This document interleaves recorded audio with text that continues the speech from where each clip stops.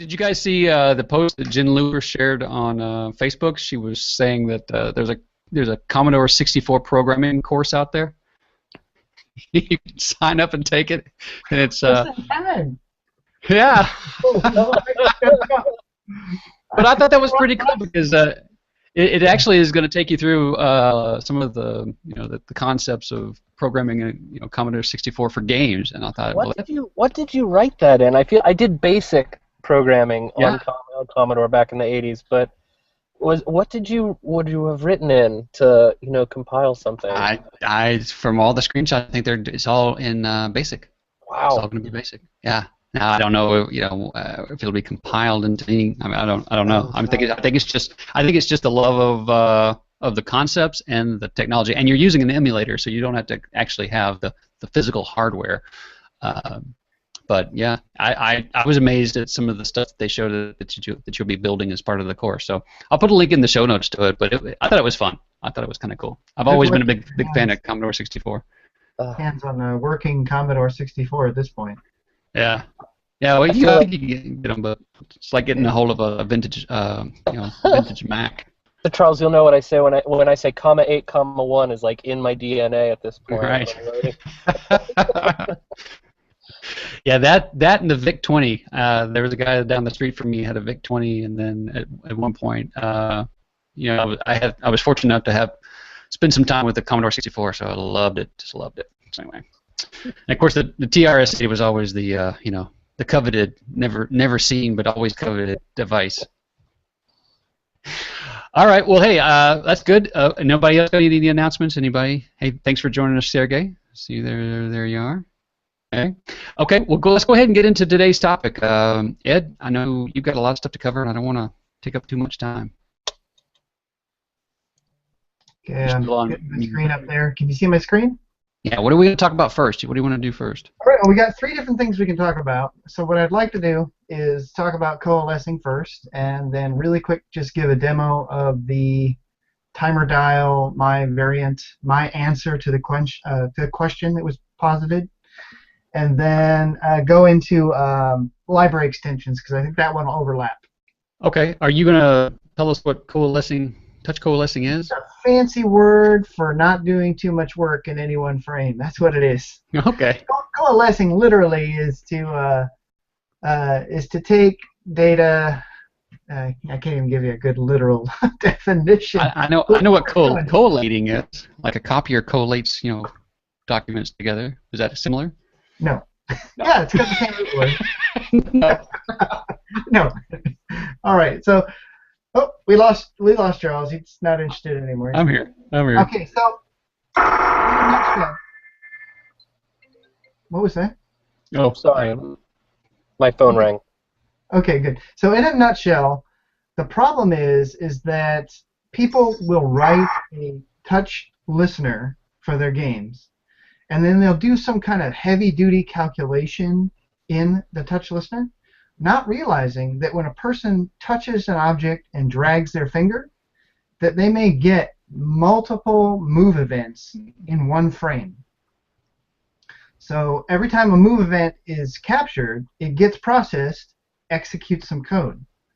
And so what can happen is if you've got some heavy-duty calculations going on inside the move portion of your touch listener, you can bog your game down. So a lot of times people will see like they're doing something with like a virtual joystick on their screen or something like that, and it responds to every single move of the finger, and the user is moving their finger quickly, and it does like 10 operations in one frame where it only needed to do 1. So 9 wasted operations, 1 that actually did something useful.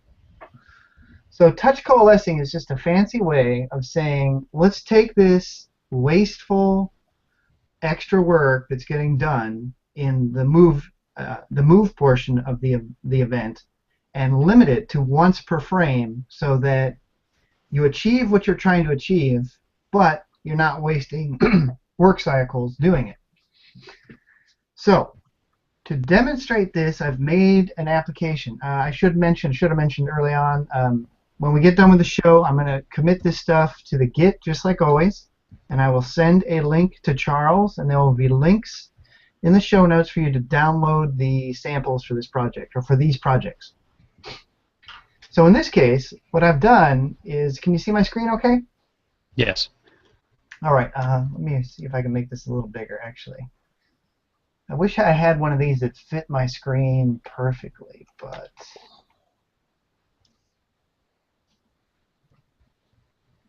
ooh, okay, that's good enough. Okay, so what I've got here is I'm running the simulator, and I am doing a demonstration workload. So the first one, if you look in the code, it's the main Lua. I set the buffer to no so that the output goes to the console right away. I get rid of the status bar. I load and start an FPS meter. That's one thing people listening to the show. This little thing you see right up here, it's just a quick and easy frame rate meter that if you want something like that in your game. This is higher than 60 FPS. Sir? I'm sorry, how comes this is higher than 60 FPS? That's just how it works in the simulator on Windows. Okay. Yeah. So, right. Okay. More juice on the computer than on the mobile device? No, it's just that it's not perfectly synchronized in the simulator. So if I change this down to 30, you'll see that it runs at about 33 or 34. Okay. So it's not exactly entirely accurate. For whatever reason, I've noticed it in the last like 6 months. 10% higher. Yeah, I Not noticed even this. higher than 10. Yeah, I've noticed this in the last 6 months or so, that this has changed from. You'll see this in different releases. It's not locking in at 30 and 60, and to me, it's no big deal. But it's just something that you should note. When you run this on the device, it's fine. Okay, so where was I? I got to put it back up at 60 to demonstrate this. Okay, so the meter. Let's see, where was I?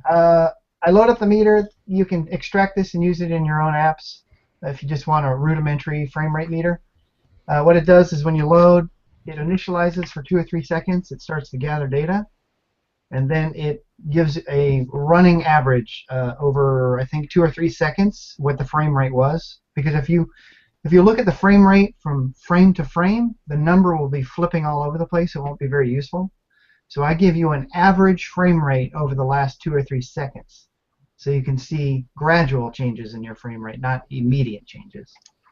And I paused it there. Let me reload it. And then, main Lua, I require 1 of 3 different files. The first one's called No Work, and it's the example where I demonstrate the principle behind this app. And then I show you one that's doing work, and I show you what the bad thing is that happens when you don't coalesce. And then good is the same example code. All of them are the same, except bad does work, good also does work, but I coalesce to keep you from doing that work over and over. So let me demonstrate. This is a completely made-up example, purely to demonstrate the concept. So what occurs here is you run it, let it get going, and then if you click on the screen or the simulator and you move your mouse, this is what you should see. Now, it's probably a little bit hard to see it coming through the Google Play, but what's going on here is the screen should change colors randomly. The more you move your cursor, the more it changes colors. So it should change very rapidly between, I think it's 0.1 and 1.0 color range for each of the RGB color codes. So it's just a random value. So this is sort of like a visual feedback so that you know that if it's pulsing like this, that it's doing the job and it's not getting hung up. If we look at the code very briefly, what we've got here is at the top I require a module called common, and it's got a bunch of stuff in it like I calculate the width of the screen, or I just use a short code for the width. I get the center. I could just as well have used display content center X, but I like short codes, so I provided these things. Some other things like are we on the simulator or OS X? This is one of my files that I include in example projects that I give people, just so that I can set up a few useful variables for checking things, because oftentimes I'll answer a question that's relevant, and one answer it has to be done a certain way on Android, or a different way on Windows and or OS X, etc. So back to no work. The core of it here is the touch. Basically what it does is on the begin, it gets the time. On the move, it calculates a random RGB value and it sets the background color, which is the object we're touching, to the RGB color. So again, you'll see color changes.